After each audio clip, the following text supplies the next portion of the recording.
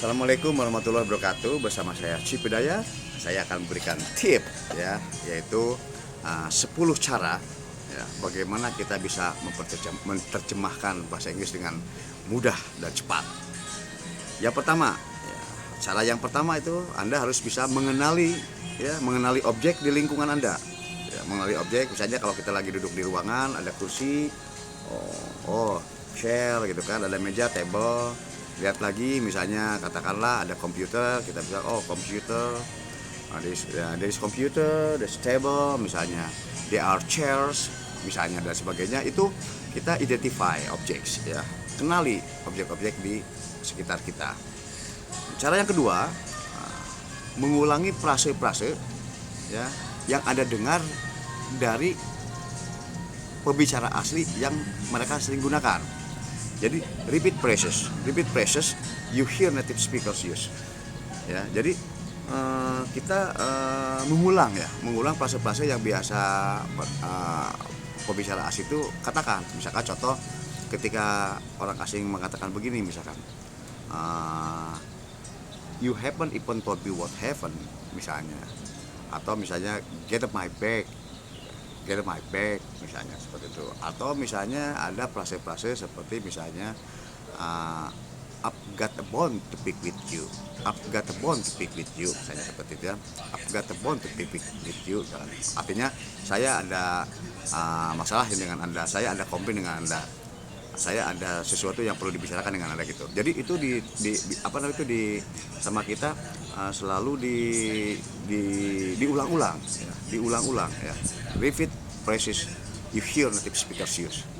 Nah, kedua, cara yang ketiga yaitu make a situation, buat situasi itu di mana Anda tidak bisa luput dari bahasa asli bahasa Inggris tersebut gitu. Contoh misalnya begini. Ketika kita datang ke suatu perkumpulan, misalnya Cozy Corner Conversation Club, di mana di Cozy Corner Conversation Club itu adalah klub di mana yang masuk ke dalam klub itu harus berbahasa Inggris. Jadi ini artinya kita make a situation where you can't escape into your native language. Nah, seperti itu ya. Jadi seperti itu. Jadi kita belajar supaya kita banyak memasuki situasi-situasi di mana kita tidak bisa menghindar daripada kita berbahasa yang aslinya, bahasa Inggris yang aslinya ya. Terus yang keempat adalah menonton TV ya, watch TV, movie ya, in your target language without subtitle ya, without subtitle. Subtitle itu kalau kita nonton di TV itu kan suka ada teks ya, teks di bawahnya. Nah, teksnya di bawah itu jangan kita baca, jangan kita lihat. Jadi kita try to understand di bawah itu apa, jangan dilihat, tapi kita lihat percakapannya ya. Jadi watch TV and movies ya, in your target language without subtitle ya. Kemudian jangan membawa kamus ya. Cara yang kelima itu jangan membawa kamus di saat Anda ada pelajaran ya. Don't bring a dictionary ya to your lesson ya. Don't bring a dictionary to your lesson. Jangan membawa kamus di saat Anda sedang belajar. Kenapa? Sebab pada saat Anda belajar kemudian ada sesuatu kata yang tidak dimengerti, Anda jangan buka kamus tapi nanya ke samping kiri, ke samping kanan. Kita tanya, misalnya what is the meaning of fruitless misalnya gitu kan. Nah, nanti teman Anda menjelaskan bahwa fruitless artinya misalkan sia-sia. Oh, sia-sia ya. Jadi gampang diingat daripada kita membuka kamus. Jadi kita don't bring a dictionary, jangan bawa dictionary to your lesson ya. Kemudian cara yang keenam melatih menjawab ya, menjawab pertanyaan-pertanyaan yang umum ya.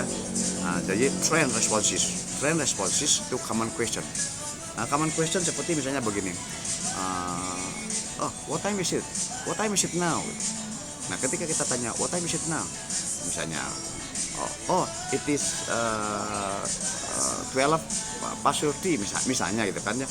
Jadi ini jam 12 lebih 30 misalnya. Jadi kita terus melatih jawaban-jawaban kepada pertanyaan-pertanyaan yang umum, misalkan apa kabar, misalkan apa kabar, oh kabar saya baik, misalnya saya baik, atau misalnya jadi how are you, misalkan what's up, gitu kan ya. Jadi setiap pertanyaan-pertanyaan itu harus kita jawab, gitu kan. Jadi itu ada yang namanya trans responses. Trans responses melatih menjawab kepada pertanyaan-pertanyaan yang umum, ya. Kemudian study with materials, ya. Study with material that don't provide a translation, ya. Jadi kita harus belajar, ya. Kita harus belajar, ya, dengan cara yang kedua adalah kita mempelajari atau belajar, ya, belajar dengan material-material yang tidak tersedia translationnya.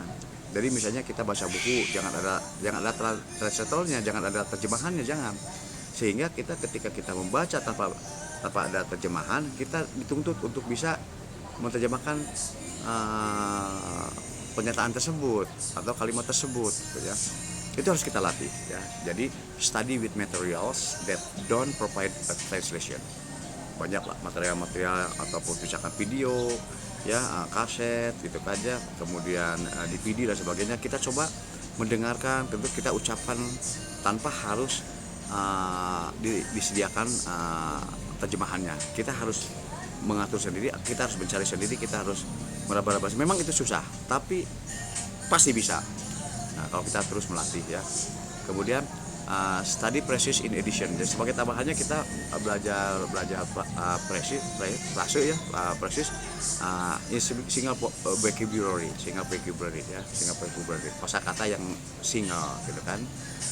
Itu misalnya get off my back, son of a bitch, kayak begitu. Kita belajar. Pokoknya kita harus belajar fase-fase sebagai fase-fase tambahan, gitu kan. Where were we, misalnya seperti itu. Where were we? Tadi kita ngobrol sampai di mana ya? Nah, seperti itu kita. Where were we? Jadi terus kita latih seperti itu, ya. Kemudian yang cara yang ke-9 yaitu do your daily activities. Jadi lakukan kegiatan-kegiatan sehari-hari Anda itu pakai bahasa Inggris. Misalnya contoh ketika Anda mau jalan ke kamar mandi atau kemana, gitu kan, kita perlu begitu tuh, kita pakai bahasa Inggris yang sehari-hari. Misalnya sudah makan belum, gitu kan, sudah makan pagi belum, have you got breakfast, misalnya seperti itu. Jadi terus kita latih. Kemudian misalkan lapar di mana, misalkan kamu lapar nggak, are you hungry, misalnya gitu kan. Jadi semua itu dilatih, ya. Jadi do your daily activities in English, ya. Kemudian use learner's dictionary for new words. Jadi artinya Anda harus bisa menggunakan dictionary atau kamus belajar untuk kata-kata yang baru. Ya, ketika ada kata-kata yang baru Anda tulis, gitu kan, kemudian cari tahu artinya apa, gitu kan. Nah, itu yang terakhir, ya, yang ke-10. Jadi 10 cara itu saya yakin Anda bisa dengan cepat Anda bisa memahami bahasa Inggris tersebut secara perlahan-lahan. Lakukan 10 cara itu, insya Allah dalam waktu dekat Anda bisa mahir. Demikian mungkin tip dari saya untuk 10 cara, ya, 10 cara untuk memperlancar bahasa Inggris Anda. Demikian saya undur diri bersama saya Cip Hidayat. Salam sukses, pasti bisa. Wassalamualaikum warahmatullahi wabarakatuh.